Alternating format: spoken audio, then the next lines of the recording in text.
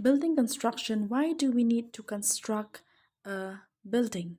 Okay, as human beings, okay, as us people, we need a building so that we can get shelter from the rain, from the sun, from the dust, from the wind, and so many other factors. We feel safe when we are inside a building.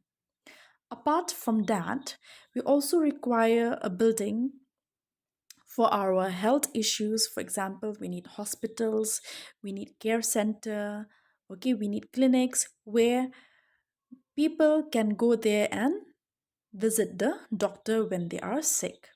Similarly, for education, we need a building for school, colleges, institute, and university where students can study inside a building. Apart from that, for people who are working, okay, they also require a building where they can work among their colleagues. For example, in a bank, then in offices, then in government sector, in companies, in factories.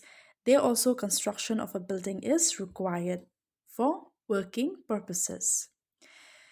When we come to transportation, we also require a building, okay, where there are railway stations, railway platform, okay. In the airport, there are airport terminals, okay, where people can wait there, okay, for the arrival or departure of the flights. Okay, in the bus terminal, okay, they can wait for the bus to arrive at the bus station where people can wait there easily.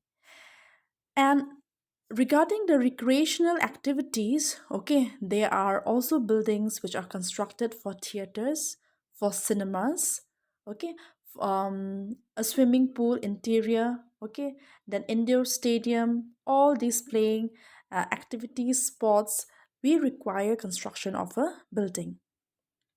Lastly, and not the least, okay, we also require a building for worshipping. Okay, so different people belonging from different religion, they have their own uh, different types of building in a different way which has been constructed according to the place of worship.